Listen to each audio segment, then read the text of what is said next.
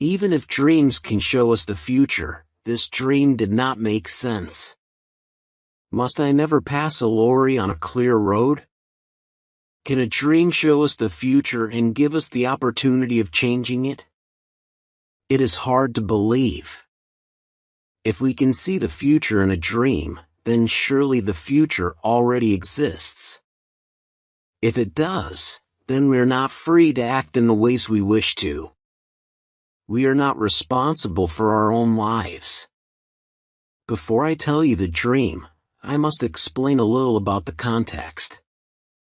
It was the summer of 4 years ago, and I was driving my family back from Italy through the south of France.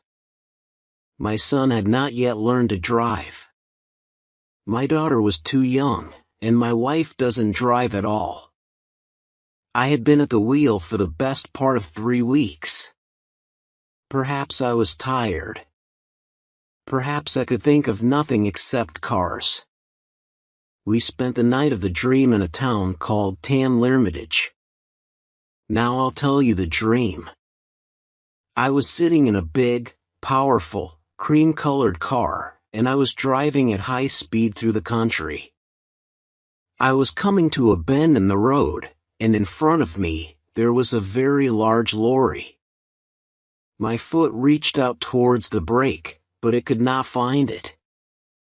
I looked down. There was no brake. Worse, my hands held empty air. There was no wheel for them to hold. There were no controls of any kind. Already we were almost into the back of the lorry. I shouted in fear. In the morning I heard a calm voice coming from my left, and I turned my head. A stranger was sitting there. He was a cheerful man of about 40. He was wearing an expensive shirt, and on his head he had a red hat. I couldn't understand what he said. He spoke very quickly in French, and my own French is not very good.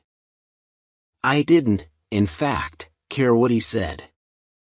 My eyes were on his clean, fat hands, which were holding the wheel. This car had its wheel on the left. He, not I, was in control. We drove safely round the bend. He turned the wheel slightly to place the car in the middle of the road. He was going to pass the lorry. The road stretched straight ahead. It was bright in the sunlight, and it was quite empty. Only one other person was in sight. A woman was sitting outside a small house with white walls, and this house was almost exactly ahead of us. She was sitting by a table, putting some flowers in pots. She wanted to sell a son and wave the mothers. This sight, for some reason, filled me with a terrible fear. The flowers made me think of death and our final resting place. At this moment we were level with the lorry and ready to pass it. But then the lorry began to turn away from the side of the road towards our car. It appeared that the driver was doing this on purpose. A stranger by my side shouted loudly and tried to move out of the way. There was a terrible noise from the back of the car, and then an explosion. The earth seemed to turn over and the noise of flames burned in my ears. At that point I woke up in fear. I was very worried by this dream and could not sleep again. It seemed to have a message, and I wanted to explain it. Even if dreams can show us the future, this dream did not make sense. Must I never pass a lorry on a clear road? The road to Paris is always filled with very large lorries. Most of them come up from Marseille, and I always have to pass them when the road is clear. I can't drive slowly behind them forever. No, this was not the meaning of the dream. At its heart was some kind of fear. I had to recognize my fear, and then I could forget all about it. I thought about my driving during the last 3 weeks. I tried to remember all the lorries and all the small white houses. I thought of all the cars which were painted cream. I remembered nothing of any great interest. I had imagined that the road in the dream must be in France. It was long, empty and straight. But then I remembered that we had passed the lorry on the right, so the dream was about a road in England. In England, all cars keep to the left. Immediately I remembered something. 2 years before this I was traveling in the north of England. An American and I were making some radio programs. He had brought his car from America, and of course the driver sat on the left side. The brakes and other controls were also on the left. But the color of his car was not cream. The American was a careless driver, and often passed other cars against my advice. Remember that I was in a better position to see. I was sitting on the right. Once, just after Nottingham, he played chicken. You probably know about chicken. It is a game that is played on the roads. It is becoming more and more popular in America because long journeys are often very dull. You just move your car into the middle of the road and stay there. When another car appears, it comes towards you in the middle of the road. The driver who turns away is the chicken. Quite often, neither driver turns away.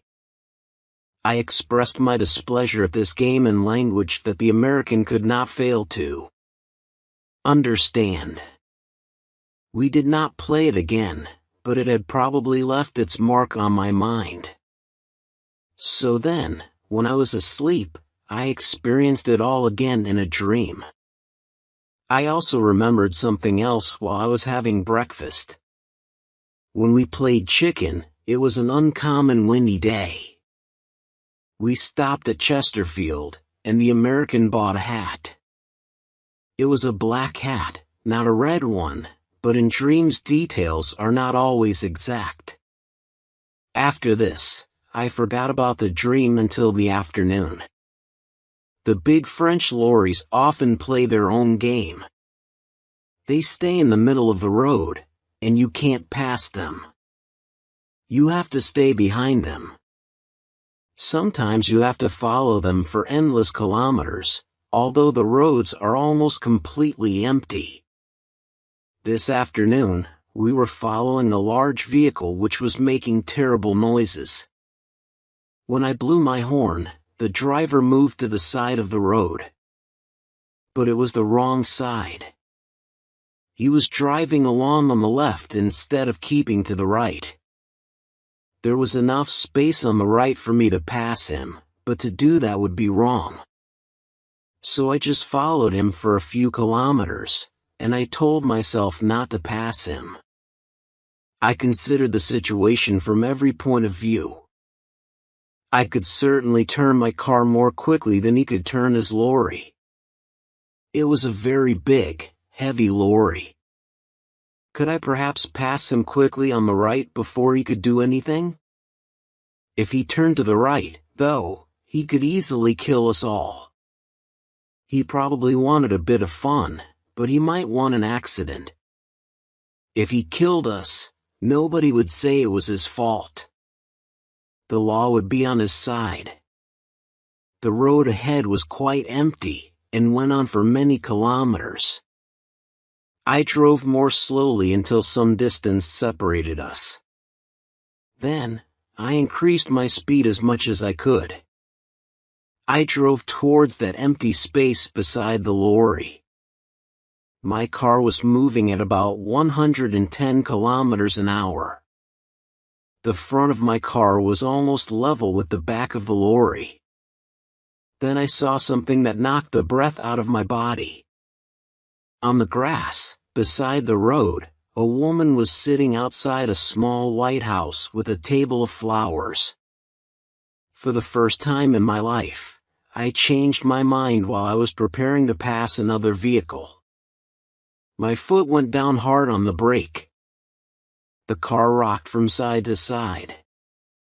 From behind me, I heard the sound of a horn.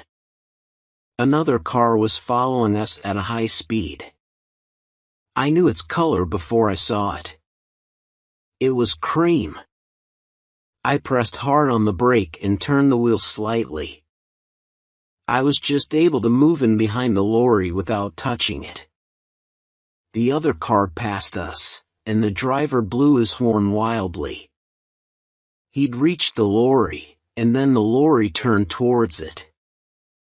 For a moment, I thought that the car was going to pass the lorry safely.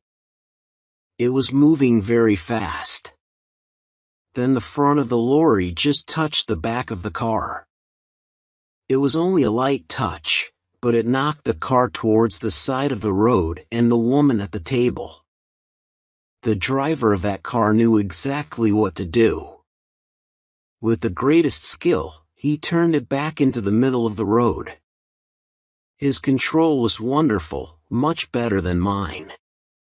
He waved angrily at the lorry driver and drove quickly away in a cloud of dust. He was soon out of sight. We stayed that night in Fontainebleau. A big car was standing outside the hotel, and the back showed signs of damage to the paintwork.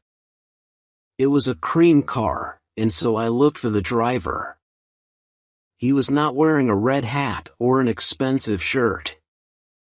He was a young man from Paris, not like the driver in my dream. He spoke good English, so I asked him if he would like the number of that lorry. I had noticed it, and I was happy to give it to him. But he only laughed. The law won't help you if you pass on the wrong side of the road. To him, the whole thing had been a game. It tests your skill, he said. If the car is powerful enough, you can do it.